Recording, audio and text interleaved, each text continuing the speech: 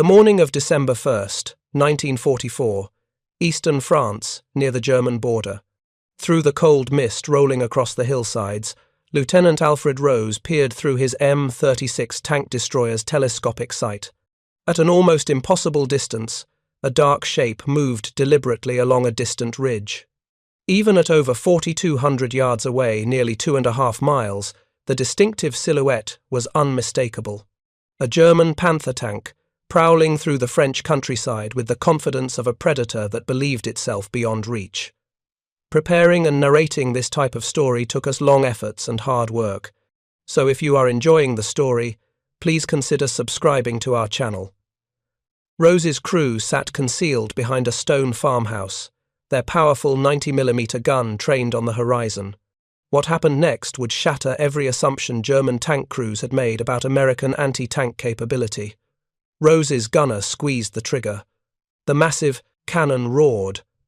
Across that staggering distance, the tungsten-cored shell found its mark. The Panther erupted in flames. This was more than just the longest confirmed tank kill in the European theater. It was the moment German tankers discovered that the rules of armoured warfare had fundamentally changed.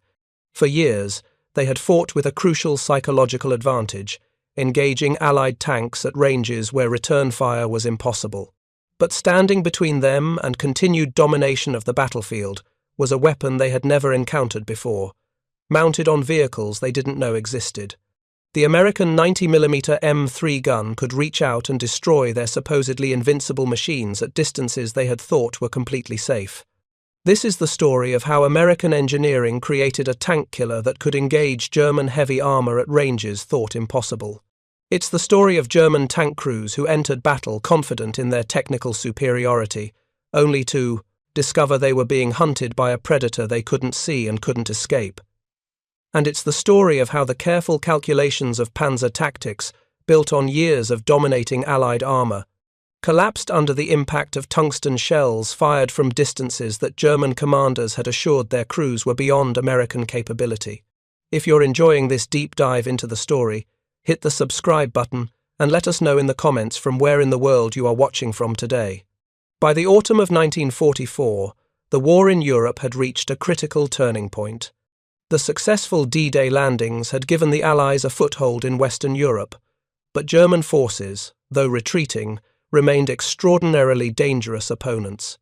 They were armed with some of the most advanced tanks ever built, and they knew how to use them. The Tiger I, officially designated Panzerkampfwagen VX, had become a legend of terror among Allied tank crews since its first appearance, in North Africa in late 1942. With frontal armour 100mm thick and a devastating 88mm gun that could penetrate 120mm of armour at ranges up to 2 kilometres, it dominated every battlefield it entered. The gun's accuracy was remarkable. In training, German crews achieved 99% hit probability at 1,000 metres, and even at 2,000 metres, hit rates remained between 71 and 87%. Even more fearsome was the Panther tank, designated Panzerkampfwagen 5. Faster than the Tiger, better armoured, and armed with a high-velocity 75mm gun that could destroy Allied tanks at ranges where return fire was impossible. The Panther's frontal armour was not just thick, it was brilliantly designed. Sloped at sharp angles, the effective thickness of its frontal glacis plate reached 140mm. This geometric advantage meant that Allied shells would strike at angles that increased the likelihood of ricochets or failed penetrations. German tank crews had been trained extensively on exactly how to exploit these advantages. Their doctrine emphasized engaging enemy armor at maximum possible range, using superior optics and gun performance to destroy Allied tanks before those tanks could effectively return fire. A Tiger crew could reliably engage and destroy a Sherman at 3,000 meters. The Sherman's 75mm gun, meanwhile, could barely scratch a Tiger's frontal armor even at point-blank range. The mathematics of tank warfare had turned brutally against the Americans, and German crews knew it. They had learned to position their tanks to maximize their armor's effectiveness, angling their hulls to present the thickest possible protection to enemy fire. They understood that as long as they maintained distance and exposed only their heavily armoured fronts, Allied tanks posed minimal threat. This confidence was built on experience. In engagement after engagement, German tank commanders watched American shells bounce harmlessly off their armour while their own guns punched through American tanks like paper. Reports from the front consistently confirmed German technical superiority. An American tank would need to score multiple hits on a Tiger to have any chance of disabling it. A Tiger needed only one hit to destroy a Sherman. The German training manual for Tiger crews, the famous Tiger Fibel, even used humour to drive home the tank's superiority. Cartoon illustrations showed Tiger crews casually engaging multiple enemy tanks, confident in their machine's ability to withstand enemy fire while delivering devastating blows in return. This wasn't propaganda. It was reality, as German tankers had experienced it for over 2 years. American tank crews in their M4 Sherman tanks lived with constant fear of these German giants. The Sherman's 75mm gun could barely dent the frontal armour of a Tiger at combat ranges. Crew after crew had watched their shells ricochet off German armour, while 88mm rounds punched through their own thin protection with catastrophic results. The psychological impact was profound. Tank crews developed a dangerous reluctance to engage enemy armour, knowing their weapons were inadequate. Standard American tactics reflected this brutal reality. When a 5-tank Sherman platoon encountered German Panthers or Tigers, official doctrine called for one section to draw the enemy's fire, essentially sacrificing themselves, while the other section manoeuvred to attack from the side or rear, where German armour was thinner. These were not morale-building tactics. These were desperate measures born from technological inferiority. The solution wouldn't come from America's main battle tanks. Instead, it would emerge from a specialized branch of the US Army that most soldiers had never heard of, the Tank Destroyer Force. This unique organization operated under a radical doctrine that would seem almost suicidal by modern standards. Tank destroyers were designed to be fast, lightly armored, and equipped with the most powerful guns available. They would use speed and stealth to get into position, strike hard at enemy armor, and then disappear before the enemy could respond. The concept flew in the face of traditional armored warfare. While other nations built their anti-tank weapons to be heavily armored and defensive, American tank destroyers were built for aggressive offensive action. But by early 1944, even the Tank Destroyer Force faced a crisis. Their primary weapon, the M10 tank destroyer with its 3-inch gun, was rapidly becoming obsolete. The M10 had difficulty defeating the thick frontal armour of Panthers and Tigers past several hundred yards. Something more powerful was desperately needed. American engineers had been working on a solution since as early as September 1942.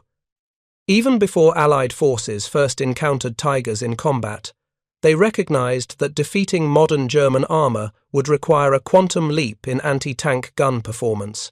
The answer lay in an unexpected source: anti-aircraft artillery. The 90mm M1 anti-aircraft gun had proven to be one of America's most successful weapons for defending against high-altitude bombers. It could hurl a heavy shell to altitudes of 13,000 meters with remarkable accuracy. American ordnance engineers looked at this powerful weapon and asked a simple question: what if we pointed it horizontally instead of upward? The 90mm gun's potential as a tank killer was extraordinary. The standard M82 armor-piercing capped shot could penetrate 129mm of armor angled at 30 degrees from vertical at 500 yards, and 122mm at 1,000 yards. This was already superior to most Allied anti-tank weapons.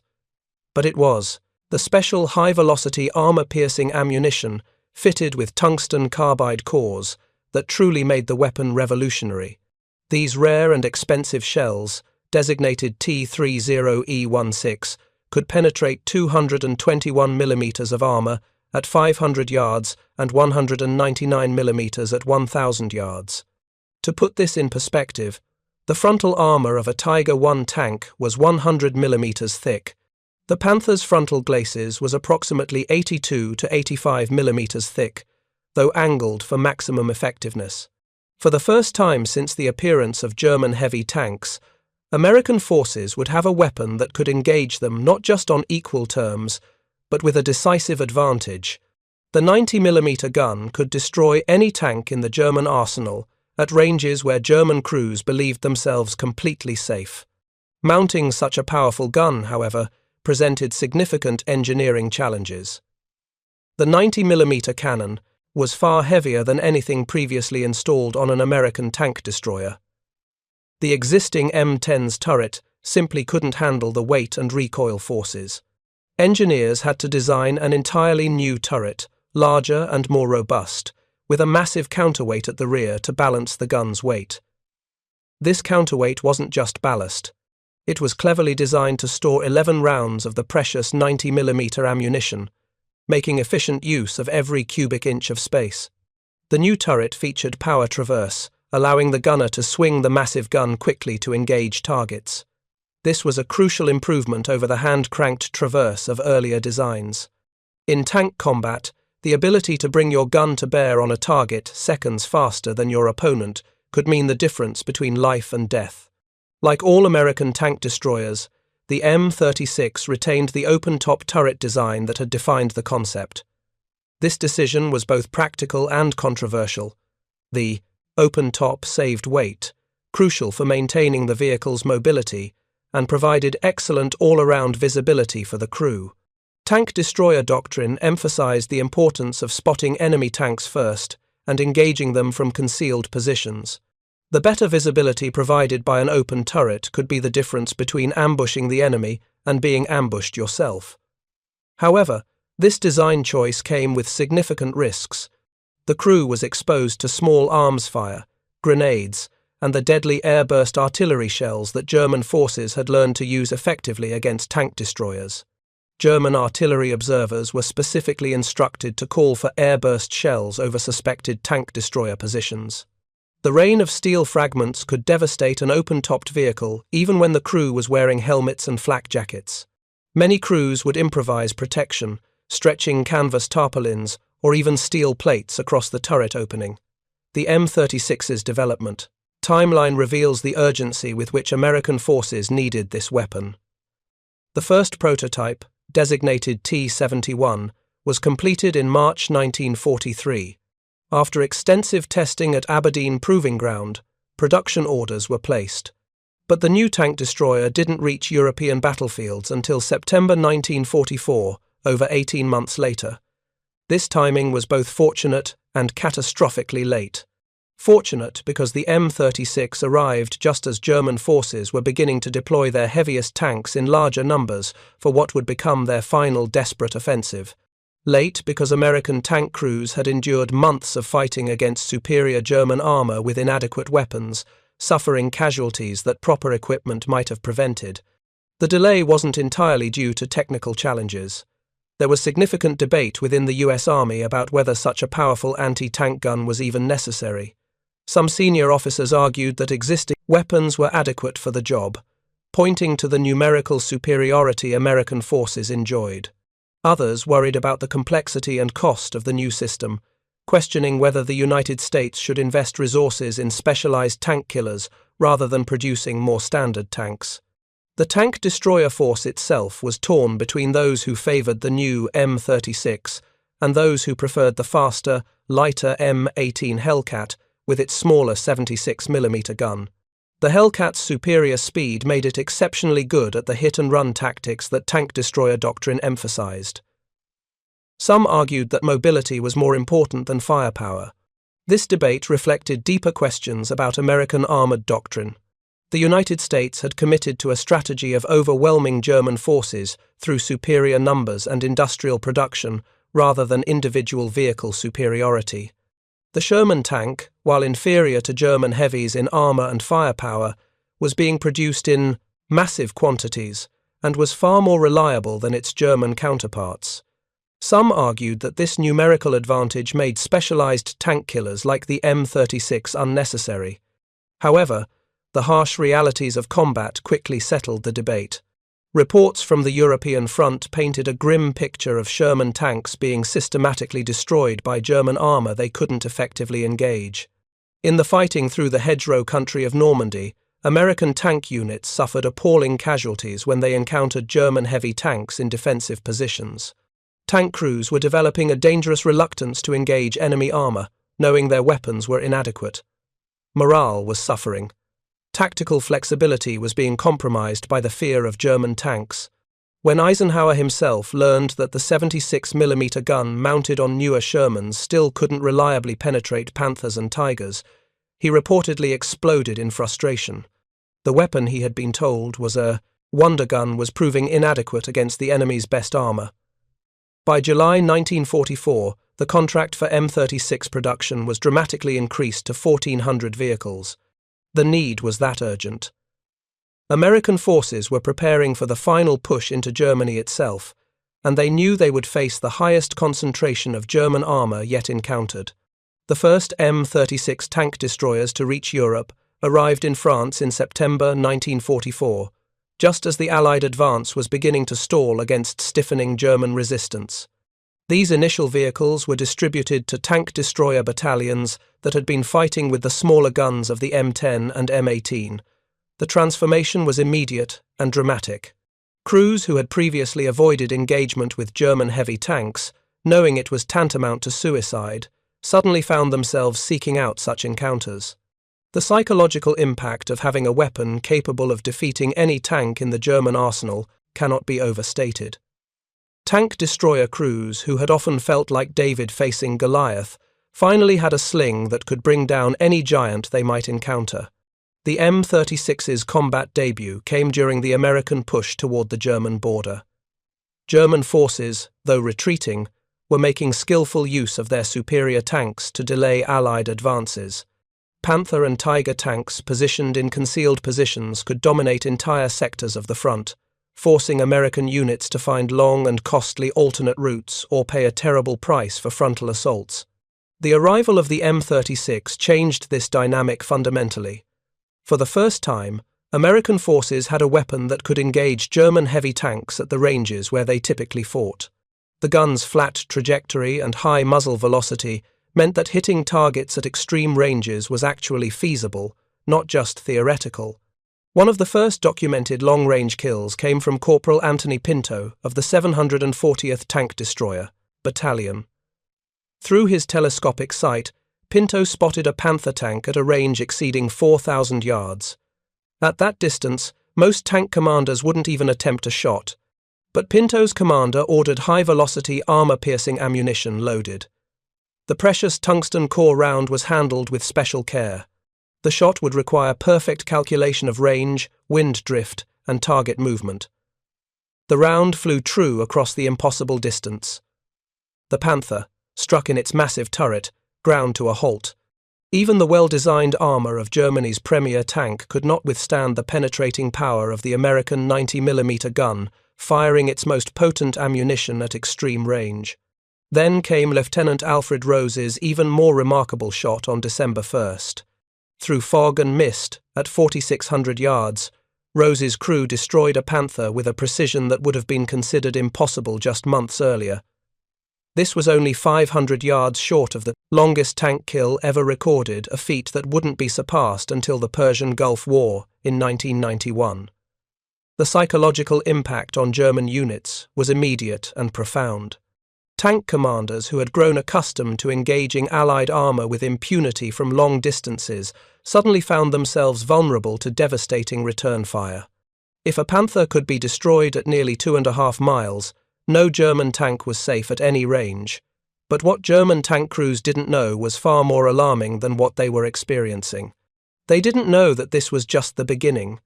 They didn't know that the weapon destroying their tanks from impossible distances was about to be deployed in far greater numbers. And they didn't know that the largest concentration of German armor remaining in the West was about to face these new American tank destroyers in a desperate winter offensive that would determine the fate of the war. Preparing and narrating this type of story took us long efforts and hard work. So if you are enjoying the story, please consider subscribing to our channel. In the cold forests of Belgium and Luxembourg, American tank destroyer crews were preparing for the ultimate test. Their 90mm guns would soon face the cream of Germany's remaining panzer divisions in a battle that would echo through military history. The hunters were about to become the hunted, but this time the Americans were ready. If you find this story engaging, please take a moment to subscribe and enable notifications. It helps us continue producing in-depth content like this. The silence of the Ardennes forest was shattered in the pre-dawn darkness of December 16, 1944. Sergeant James Morrison of the 703rd Tank Destroyer Battalion pressed his ear against the frozen ground. The vibrations told him everything he needed to know. Heavy tanks, lots of them, coming this way. Morrison's M36 sat concealed among snow-laden fir trees outside the Belgian town of Saint-Vith. His crew had been in position since before dawn, waiting for what intelligence had warned might be a major German offensive. What they didn't know was that they were about to face the largest concentration of German armour deployed on the Western Front since the invasion of France in 1940. Across the forest, similar scenes were playing out. 3 tank destroyer battalions equipped with M36s, the 610th, 703rd, and 740th, were preparing to meet Hitler's last desperate gamble. The men in these open-topped steel boxes were about to write a new chapter in the history of armoured warfare. They were about to prove that American firepower could stand against the finest tanks the German war machine had ever produced. The German offensive that history would remember as the Battle of the Bulge represented the final flowering of Nazi armoured might. 24 divisions, including 10 panzer divisions, had been assembled in absolute secrecy for this operation. The force included over 1,500 tanks and self-propelled guns. Among them were the most advanced and feared machines in the German arsenal. Leading the spearheads were the newest Tiger II tanks, monsters weighing nearly 70 tons, and protected by armour up to 180mm thick on the frontal turret. Their long 88mm guns could destroy any Allied tank at ranges exceeding 3,000 metres. Supporting them were the proven Panther tanks, fast and deadly with sloped frontal armour that could deflect most Allied anti-tank rounds. Even the older Tiger I tanks, legends of invincibility since their first appearance in 1942, remained formidable opponents capable of dominating any battlefield. German tank crews entered this battle with supreme confidence. For over 2 years, they had faced Allied armour with virtual impunity. Sherman tanks had proven inadequate against their thick armour and powerful guns. Even the newer 76mm guns, mounted on some American tanks and tank destroyers, had difficulty penetrating German heavy armour at combat ranges. The mathematical advantage in armour protection and firepower had remained consistently in Germany's favour. What these German crews didn't know was that the rules of engagement had fundamentally changed. Hidden in concealed positions throughout the Ardennes were weapons they had never encountered before. The M36 tank destroyers with their 90mm guns represented a quantum leap in Allied anti-tank capability. For the first time since the appearance of German heavy tanks, American forces possessed weapons that could engage and destroy any German armoured vehicle at realistic combat ranges. The tactical situation favoured the defenders. Tank destroyer doctrine emphasized mobility and ambush tactics, but the dense forests and narrow roads of the Ardennes created natural choke points where these advantages could be maximized. German tanks, forced to advance along predictable routes, would be channeled into killing zones where the M36s waited. Captain James Burt of Company B, 610th Tank Destroyer Battalion, had positioned his M36s in carefully selected firing positions overlooking the main approaches to his sector. His crews had spent weeks preparing these positions, clearing fields of fire and establishing covered routes for quick repositioning. Each M36 carried 47 rounds of 90mm ammunition, a mix of standard armour-piercing and the precious high-velocity armour-piercing rounds with tungsten carbide cores. The morning of December 16th brought reports of massive German artillery bombardments along the entire front. Radio communications became sporadic as German jamming efforts intensified. Then came the first visual contact reports. German infantry advancing in large numbers, supported by armour, lots of armour. Through his binoculars, Bert watched as the first German vehicles appeared on the distant ridgeline. Panthers. 3 of them, moving cautiously but confidently down the snow-covered road. Behind them, the massive bulk of what appeared to be Tiger tanks. The range was approximately 800 metres, well within the effective engagement envelope of the 90mm guns. The tank destroyer crews had trained extensively for this moment. The gunner aligned his sight picture, calling out range and target identification.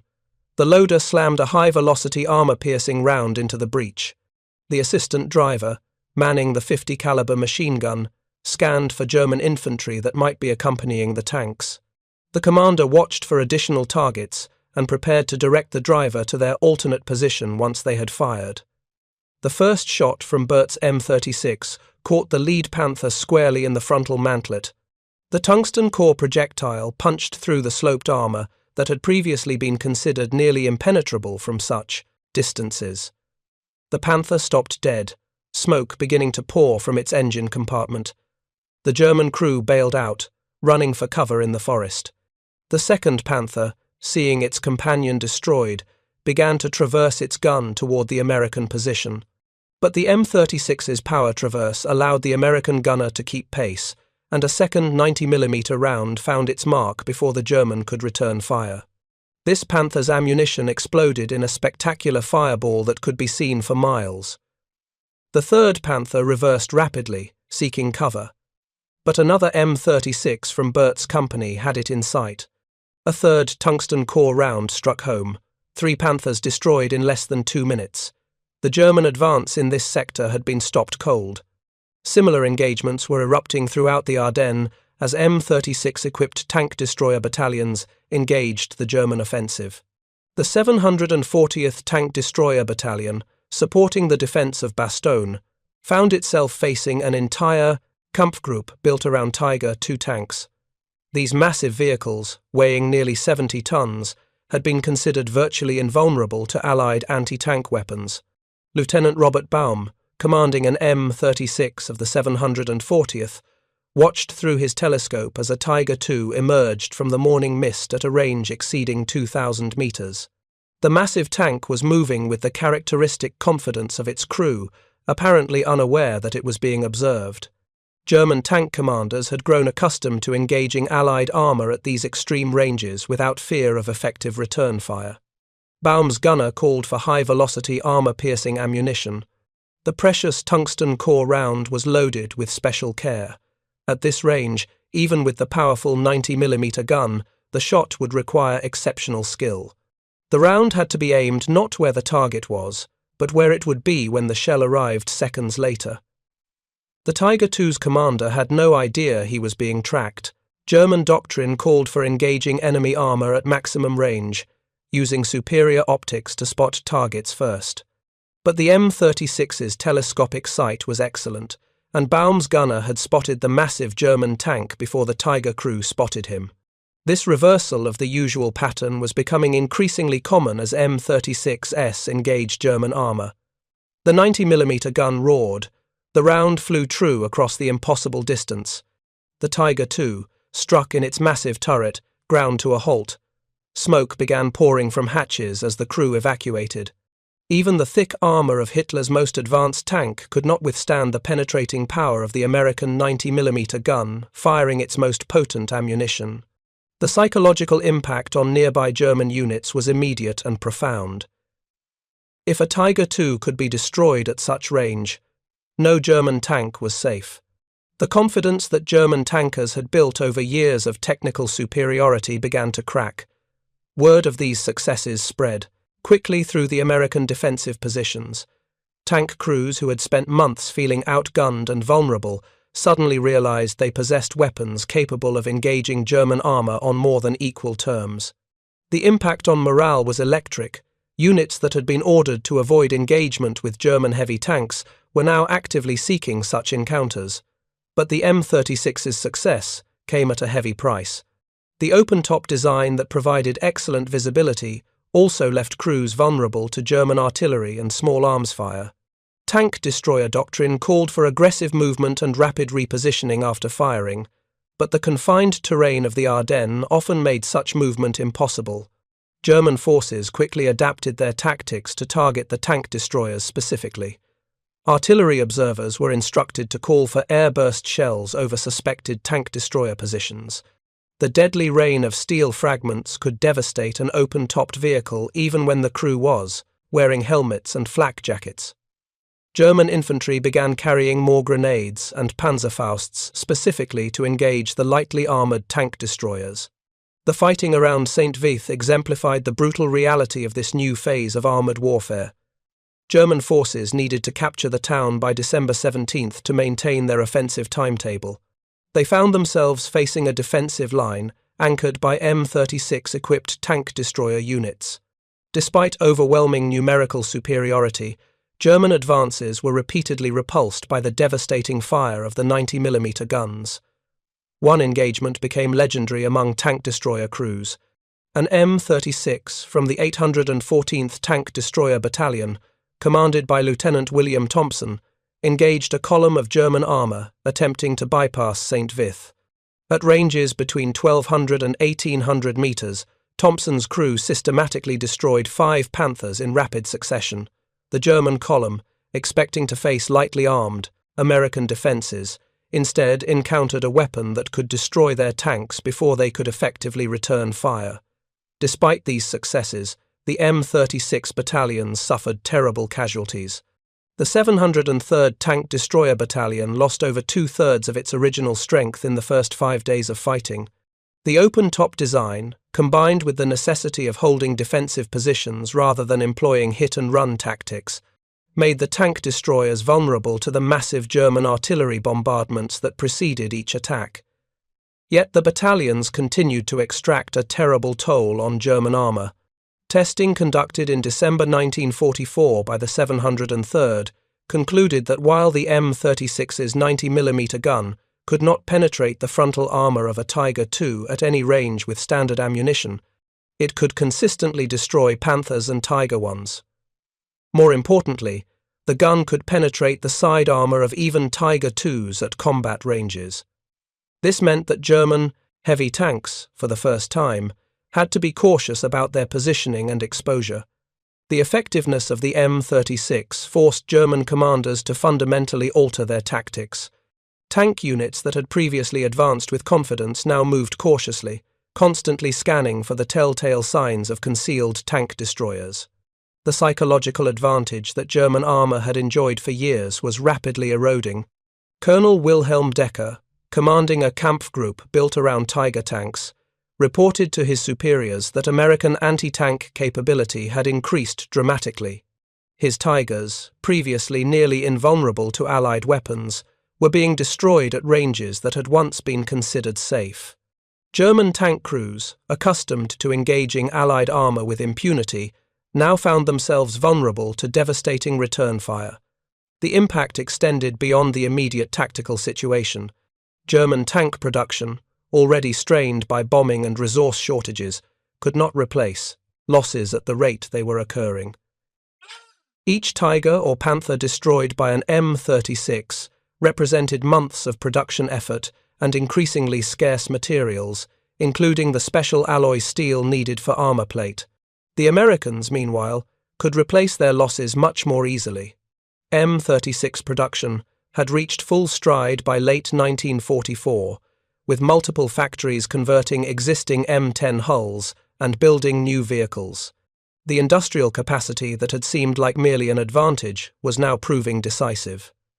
As the Battle of the Bulge reached its climax in late December, the role of the M36 became increasingly crucial. German forces, despite initial successes, found their advance repeatedly stalled by concealed tank destroyers. Villages that should have been bypassed became killing zones, where M36s exacted a terrible toll on advancing panzers. The battle at Pfuffendorf on November 17th, just before the Bulge offensive began, had already demonstrated what would happen. Throughout the Ardennes, German Tigers and Panthers dug into commanding positions, engaged American Shermans with their usual effectiveness. Sherman after Sherman was knocked out, their shells bouncing off the thick German armor.